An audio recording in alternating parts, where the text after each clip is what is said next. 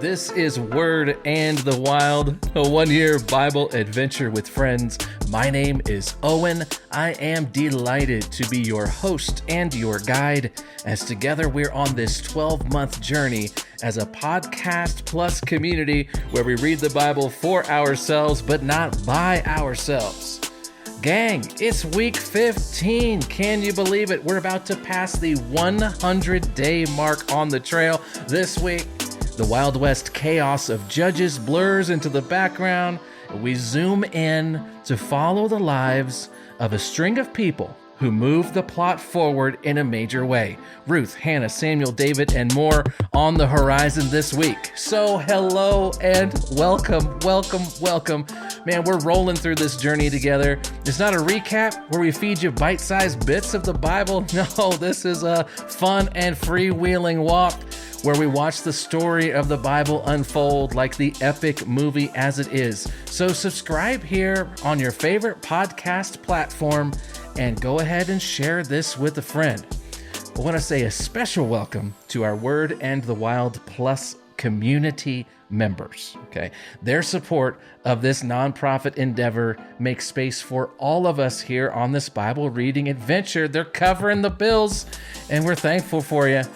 They enjoy access to our private, safe online space where no honest question is a dumb question, along with weekly live stream Q&A, bonus content, articles, interactions, and even some live stream teaching gatherings with yours truly. So if any of that sounds like your jam, your next step is just to check out the show notes for how to become a member yourself, or get all the details over at wordandthewild.com. All right, without further ado, let's do the post-mortem on the OK Corral that was Judges last week, and then step forward with a spark of hope with what's ahead for us this week. Wow, how about those Judges, huh? I feel like I need a breather from all of the gritty violence and wild stories in last week's episode here. It really did feel like a Wild West shootout. So true story, I've got a nice peaceful candle here on the table next to me to kind of set the mood for a little more of a calm conversation this week. Boy, everyone did what was right in his own eyes. In the Wild West of Judges, that's the epitaph written on everyone's tombstone. Pun fully intended. Those are the final words that close out the book of Judges, and they are the perfect description of the why behind the drama and the trauma that is the era of the Judges. And God's people as a whole, almost every individual we countered in Judges this week fits that one-line description to a T. Everyone just doing what they wanted, what they thought was right, and what accomplished their goals. And in fact, as you pull up to that 30,000-foot view of the plot of Judges, you can see that kind of pattern emerge. It forms what you might call a pattern that's people have called it a cycle of apostasy or a cycle of misery. I like to call it the pit of despair. And if you love nerdy movies like me, you might get that movie reference. But the pit of despair is the hole God's people fall into in Judges when they abandon their relationship with God and they choose to walk out life their own way. It's the selfish choices that leave the Israelites vulnerable.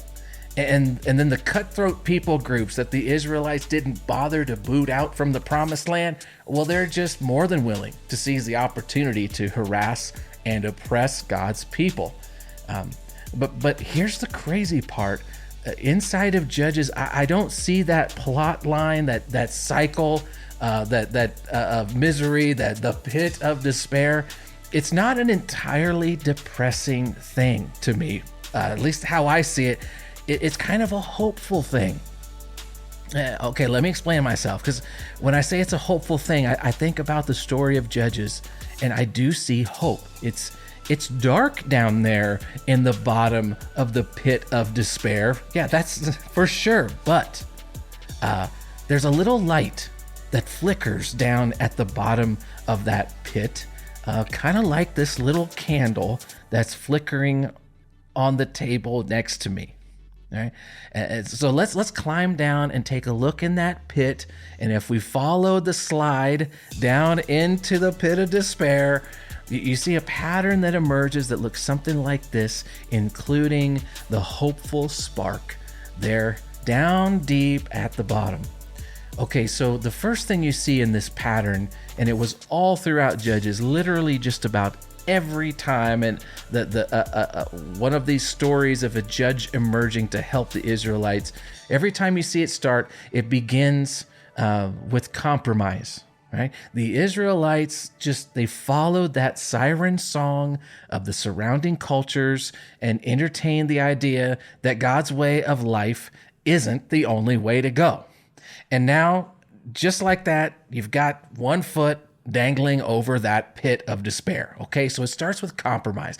Then, next step, next slide down, is disobedience. The Israelites just simply walk away from their relationship with God and choose to go their own way. They disobey, and down we go, down sliding into that pit. It takes you to the third thing that happens. It's forgetfulness. The Israelites lose track of their history, their identity, God's track record of love, God's promises for their future. They forget all of it. For a number of reasons, it happens. And then it's so hard to climb back out because you don't know the way back up. And so you go further down into selfishness. Now that the Israelites have forgotten who God is and who they are entirely, things like love your neighbor, those fly out the window. It's every person for themselves. It's everyone doing what's right in their own eyes. And then near the bottom of the pit, after selfishness, you go compromise to disobedience, to forgetfulness, to selfishness, and then near at the bottom, it's cowardice. Cowardice says, I won't risk what I have to do what I should. I'm in full protection mode, taking care of myself, and I won't do a thing to change the situation. The Israelites, they go into hiding. They are isolated from God and each other. They've forgotten their history. They don't even have a history. They don't feel like they have a future. There's nothing but self-preservation, of oppression, and just a broken now. Nothing but the present tragic moment. And that, my friend, that's where the Israelites hit rock bottom. Compromise, disobedience, forgetfulness, selfishness, cowardice, and that's the bottom. But, and here's where the hope comes in, my friend, time and again in the story of Judges, these Wild West, vigilante cowboys of the Old Testament, these judges, time and again, God comes to the Israelites' rescue through these crazy characters. And it all starts with one hopeful spark in the inky black dark at the bottom of the pit of despair. That's that spark, that tiny point of light, that little candle down at the bottom of the pit. What is it? It's nothing more or less than simply the voice of God. Time and again in Judges, in the darkest hours, God speaks out. Sometimes it's a prophet who delivers a message. It's the angel of the Lord appearing to Gideon out of the blue, or to Samson's parents out of the blue. Time and again in the cycle of the story, the light in the dark, the pivot point in the story, the moment when their fortunes change and rescue arrives. Now it's the moment when God speaks. And then in that moment, a leader listens. A deliverer hears God's message and heeds it. And that's when things start to change. That's when the people start to climb out of the pit. And you see the trend reverse. Cowardice becomes courage. Courage is contagious. And so selfishness becomes self-sacrifice. Forgetfulness transforms into awareness and memory of who God is and who they are. Disobedience turns into obedience, and God's people emerge from the pit into the light of day. But the whole thing starts not with a hero with pots and torches, not on the field of battle. It all starts when God initiates a spark with his voice, with his word in dark times. It's how God works. God works through leaders who listen to his voice.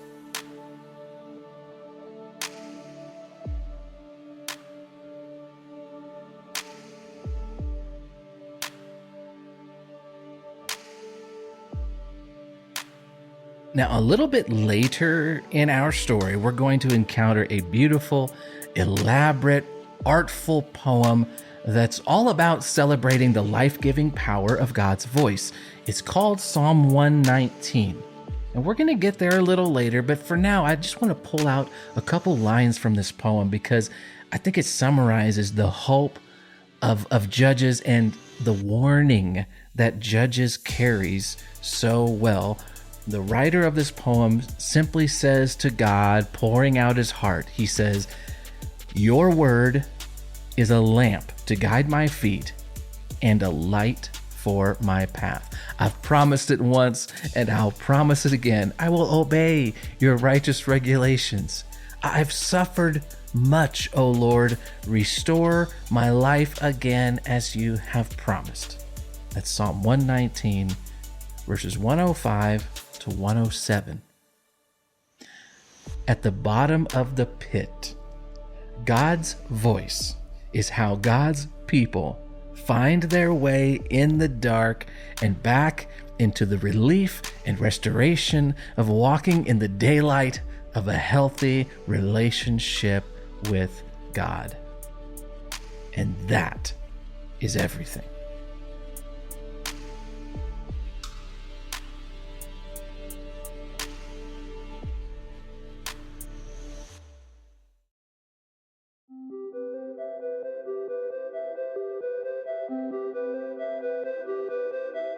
Well, as we look ahead to what's on the trail for us this week, there's some good news.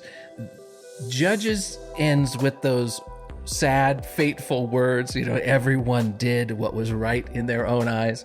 Well, thankfully, it wasn't really everyone, because as the episode of Judges ends, if you think of it like a movie, the camera zooms in from this wide-angle perspective on the state of God's people as a whole and pushes in to a series of close-ups.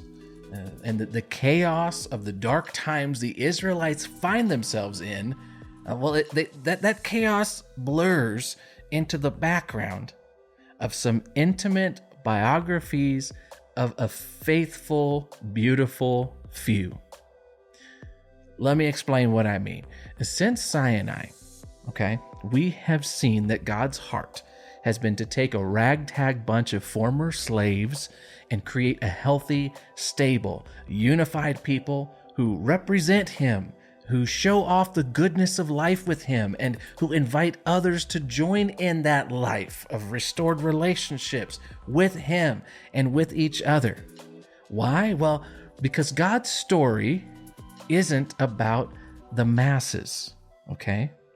And it's not about the mangled mess humankind has made of the world since the Garden of Eden. Those are facts of the story, but that is not the focus of this story.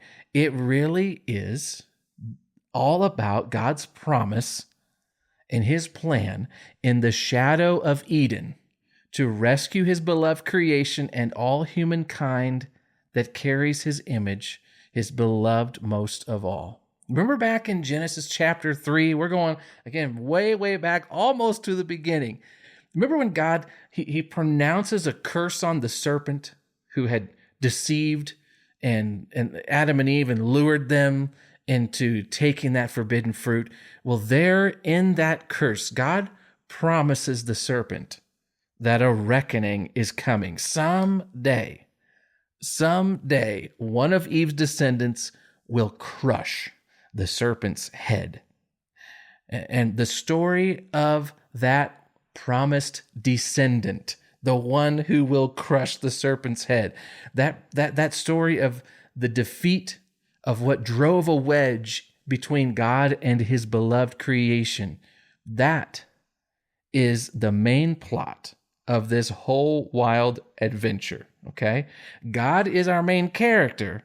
His rescue plan and the path he follows to see that plan happen, that is our focus. And so while the drama and trauma of Judges continues to roll on in this epic movie, we're reaching a point now where the sounds of all the yelling and fighting and chaos and war, they fade down to just a low rumble. And the images of the scheming and the killing and the wild-eyed wickedness and out-of-control society, all of that kind of blurs out of focus as God's plans move forward through the simple prayers and faithful actions of just a few people who do what we were just talking about above. They hear from God and heed his instructions. And that, my friends, I would say is the real story. So this week, we're going to see that story take some steps forward. We're going to see the outcome of this romance between Ruth and Boaz. We're going to meet Hannah, a woman devalued by her broken family and despairing due to infertility, who pours her heart out to God when few of the people she knows even respect or remember him. And then God gives her a son. The son's name is Samuel, who even as a child hears and heeds God's voice, who obediently anoints an unlikely young David to be a king. And that young man will be equipped with a sling, and a foolishly simplistic trust in the heart and power of God will do great things. He's a young man that God says will be used to honestly establish an eternal dynasty that's a pillar of God's rescue plan for his people and the world. All that is ahead for us this week as God walks his path of rescue through the chaos of human drama, and God works his plan through simple people who each make small choices to drown out the other voices and instead to hear and heed the voice of God. So this week, follow the twists and turns, enjoy the drama as it unfolds, and keep the plot in view as you do. And who knows, you might even have your own encounter with the voice of God this week. And that's our launch point as we step on the trail for week 15. It's been a real pleasure to be with you. I'm grateful for the opportunity. If you're loving it too, share it with somebody you know. Throw a little something in the tip jar and make sure you've subscribed to the podcast. All you Word and the Wild Plus community members, a special thanks to you once again for your support of this nonprofit endeavor. You guys are real gems. I'll be seeing you in the wild this week. That's our online private community space. Can't wait to interact with you there. Everybody else, find us on Facebook. Jump in there too. Word and the Wild is a Linehouse community. It's part of the Linehouse Community Network. It's a nonprofit organization with a mission to bring neighbors together to promote awareness, appreciation, and understanding of the Bible, because friendship and God's Word change lives and change cities. Word and the Wild, presented by the Lumavaz Podcast Network. grateful thanks to you guys at Lumabaz. And with that, my friend, we're out. I'm Owen, your host and your guide. Until next time, my friend, I'll see you out there on the trail, in the Word and in the wild. Have a great week.